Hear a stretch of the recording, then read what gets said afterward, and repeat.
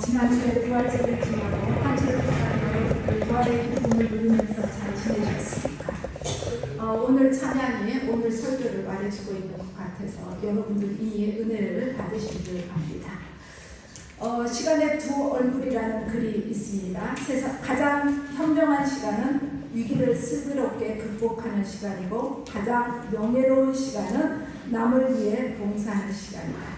가장 미련한 시간은 사소한 일도 처리 못하는 시간이고 가장 떳떳한 시간은 잘못을 스스로 인정하는 시간이다.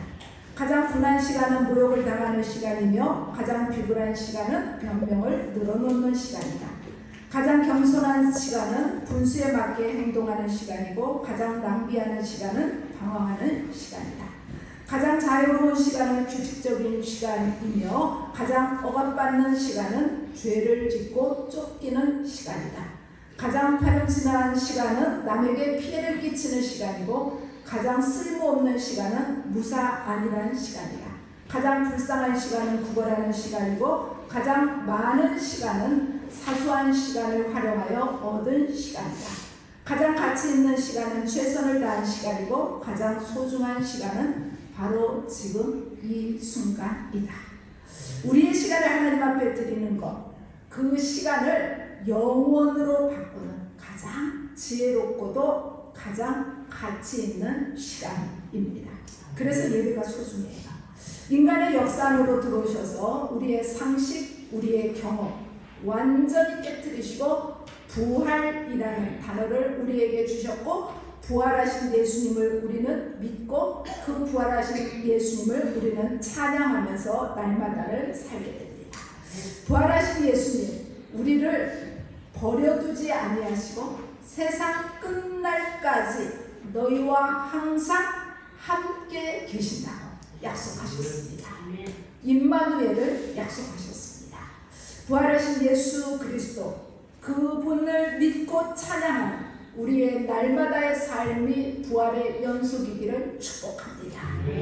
16절 17절의 말씀 속에서 보면 예수님의 부활하심을 숨기기 위해서, 부인하기 위해서, 은폐하기 위해서 예수님이 기절했다. 예수님의 시체를 교난당했다. 제자들이 훔쳐갔다.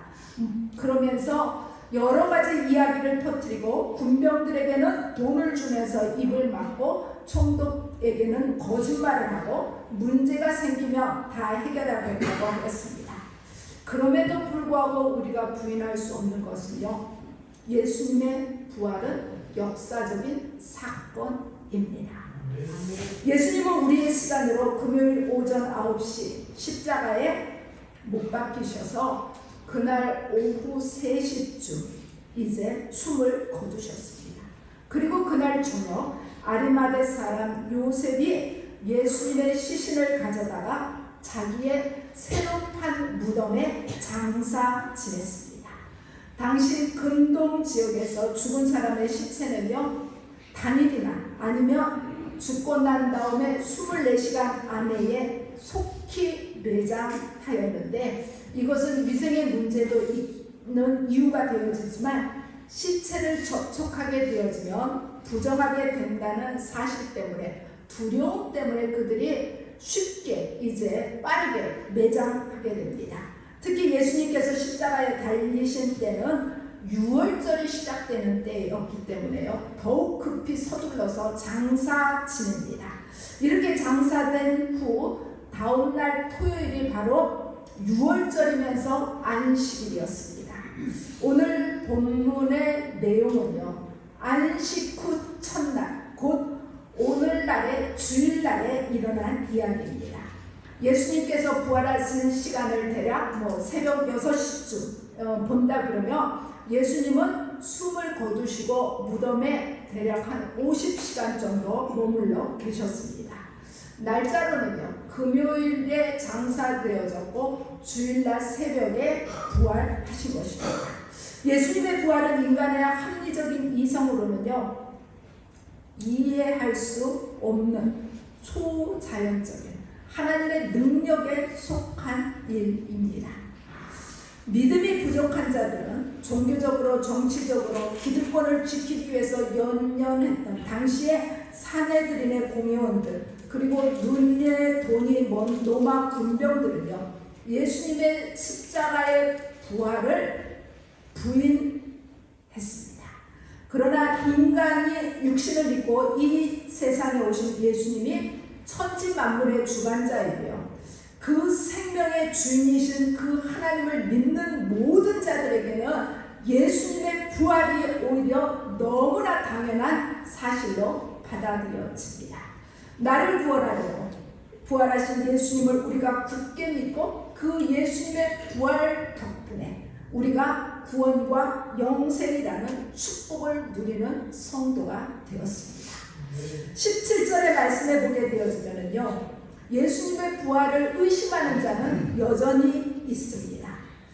지금 우리가 살고 있는 이 시대도 부활이 무슨 말이냐고, 그거는 있을 수 없는 일이라고, 사람이 한번 죽으면 그것으로 끝난다라고 생각하는 사람들의 대다수입니다. 모두 예수님의 부활을 보면서도 믿지 못하고 들으면서도 제대로 인정하지 않게 되어집니다.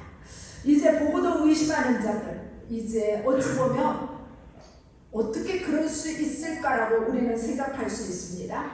부활이라는 이 일은 인간의 상식이나 이성이나 경험을 뛰어넘는 처음 있는 일이고요, 인간 최대의 엄청난 사건이기 때문에 설마 사람이 다시 살아나? 믿기 쉽지 않을 수 있습니다. 여러 가지를 믿지 않을 수 있죠. 그 예수님은 도대체 누구여서 다시 살아난단 말인가? 그 예수님이 부활하셨는데 진짜 인간, 그리고 그 예수님을 부활하셨다는데 그분을 믿는 것은 타당한 이야기인가? 여러 가지 의심들이 끊임없이 올라오게 되었습니다. 그런데요, 예수님의 말씀만으로 이 의심을 몰아낼 수 있고 잠재울 수 있습니다. 불신앙과 공포에서 신앙의 기쁨의 변화를 주저하고 있는 제자들에게 정말 예수님의 부활은요, 큰 은혜였고 소망이었고 기쁨이었습니다. 3년 동안 동고동락했던 제자들도 예수님이 부활하신다고 말씀하셨지만 그 부활을 믿지 못했기 때문에 그들끼리 모여서 그들끼리 숨어서 두려워 떨고 있었습니다. 두려워 떨고 있는 제자들을 예수님이 만나주셨고 그들에게 가장 먼저 해주셨던 축복의 말씀이 평강이 있을지어다입니다. 그래서 우리의 삶 가운데 부활이 믿어지지 않으면 의심 때문에 우리의 삶이 요동하게 되어지지만 부활이 믿어지는 그 순간 우리의 삶에 강같은 평화가 임하게 됩니다. 이제 제자들 가운데에 그 부활하신 예수님을 만나는 그 순간이 의심이 확신으로 바뀌는 순간이었습니다. 이제 부활하신 예수님에 대한 믿음이 생겼기에 그 예수님이 오순절을 기다리며 같이 기도하고 힘쓰라고 이야기했을 때에 그 말씀을 따르게 되어지고 그 말씀을 따를 때 그들은 비로소 성령 충만하게 되어지고 성령 충만한 그들은 제자로서 제자다운 삶을 시작하게 됩니다. 성령 충만이 없으면요, 그곳에 무엇이 자리 잡는가? 의심이 자리 잡게 됩니다. 성령 충만이 임하게 되어지면요, 어둠, 의심, 불평, 우울한 영들은 순식간에 사라지게 되어지고요, 의심은 믿음과 사랑과 충성과 행복과 모든 좋은 것들을 다 빼앗아가는 것입니다. 우리의 삶에 의심한다 해서 우리의 삶이 절대로 변하지 않습니다. 우리의 삶은요, 성령 충만하게 되어지고 주님의 말씀이 믿어지면 그 말씀이 내 삶 속에 놀라운 역사를 일으키게 되어집니다. 독일의 작가였던 괴테가 쓴 작품 작품 중에 파우스트라는 작품이 있습니다. 그 내용 가운데 허물을 벗지 못하는 뱀은 죽는다라는 말이 있습니다. 뱀이 주기적으로 자기의 껍질을 벗으며 성장합니다. 그런데 잘못된 것을 먹거나 날카로운 것으로 인하여서 상처를 입게 되어지면 병이 들게 되어지고 이제 껍질을 벗지